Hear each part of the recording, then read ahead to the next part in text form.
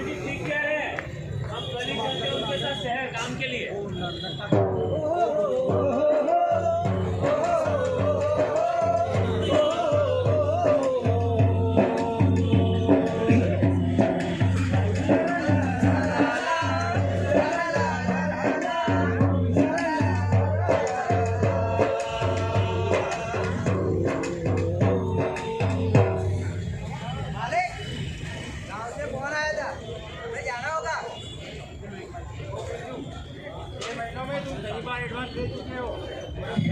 बात करते हो, घर जाना है तो जाओ, लेकिन ये तुम्हें 1 रुपया भी नहीं मिलेगा।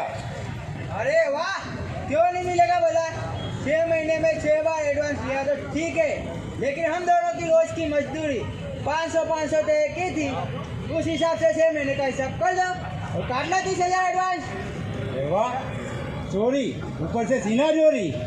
तुम दोनों ने 1 साल के लिए काम करने को कहा था और अब घर जाने की बात करते हो। जब तक ये काम पूरा नहीं होता तुम दोनों कहीं नहीं जा सकते।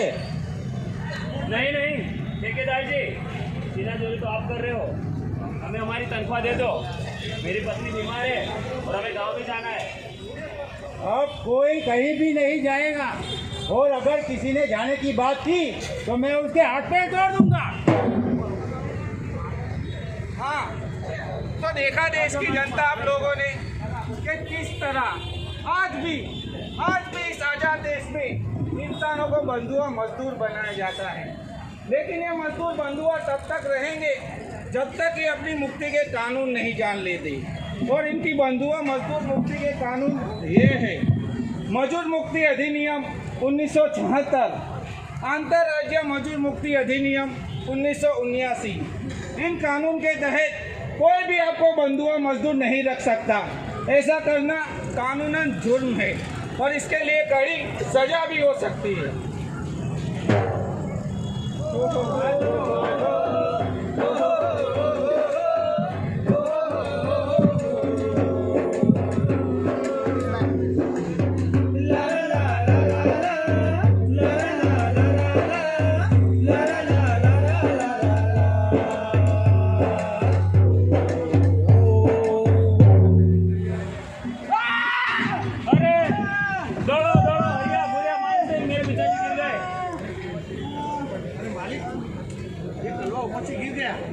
अबे गधो, देख क्या रहे हो?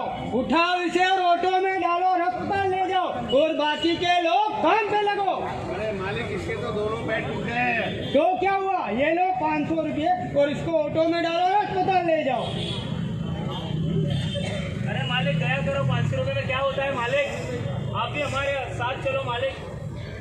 अरे जाओ, ये तो तुम्हारा रोज का मरना गिरना है। अगर मैं ऐसे ही तुम लोगों का इलाज कराता रहूंगा तो मैं दुनिया का सबसे अमीर आदमी कैसे बनूंगा?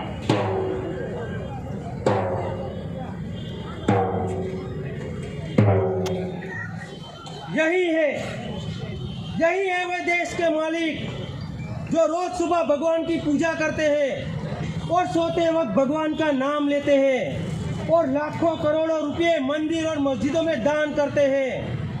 काश ये लोग समझ पाते कि इस देश में, इस दुनिया में जितने भी मंदिर और मस्जिद हैं इन मजदूरों ने ही बनाए हैं। खैर ठीक है,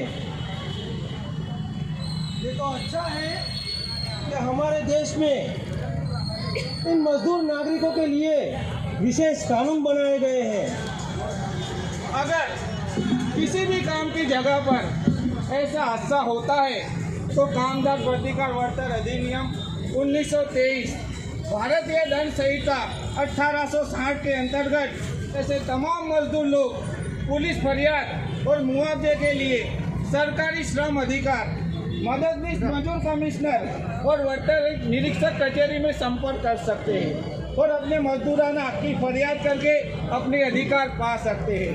अगर किसी काम की जगह पर महिला का शारीरिक शोषण होता है तो महिला उत्पीड़न आईपीसी धारा भारतीय दंड संहिता अंतर्गत आप लोग फरियाद दर्ज कर सकते हैं। हाँ, और एक बात, स्त्री पुरुष समान वेतन धारा, अगर महिलाओं को पुरुष के समान वेतन नहीं मिलता तो इक्वल पे इक्वल वर्क 1976 के अंतर्गत आप लोग फरियाद दर्ज कर सकते हैं।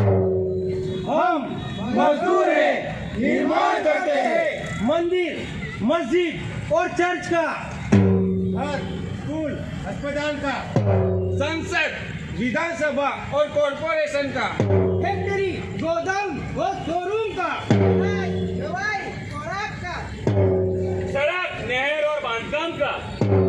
हम मजदूर हैं, निर्माण करते हैं। फिर भी हमारे लिए घर नहीं, फिर भी हमारे लिए दवाई नहीं, फिर भी हमारे लिए स्कूल नहीं, अरे फिर भी हमारे लिए अनाज नहीं, फिर भी हमारे लिए काम नहीं, फिर भी हमारे लिए कोई अधिकार नहीं।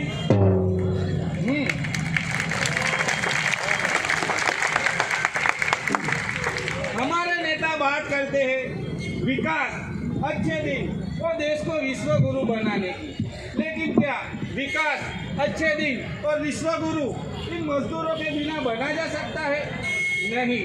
अगर सच में विकास और अच्छे दिन चाहिए तो सबसे पहले देश के सभी किसान, मजदूर, महिला, इन सबका सबसे पहले विकास करना होगा।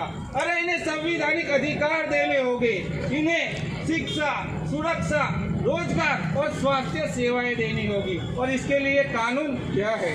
Factory act, building and other construction worker act 1996, इन कानून की मदद से हम हमारे अधिकार पा सकते हैं। सदियों से मजदूरों को दबाया गया, कुचला गया, अरे उनका शोषण किया गया, और ये जानते हुए कि मजदूर के हाथ नहीं चलेंगे तो ये दुनिया थम जाएगी। मजदूर के हाथ नहीं चलेंगे तो दुनिया थम जाएगी।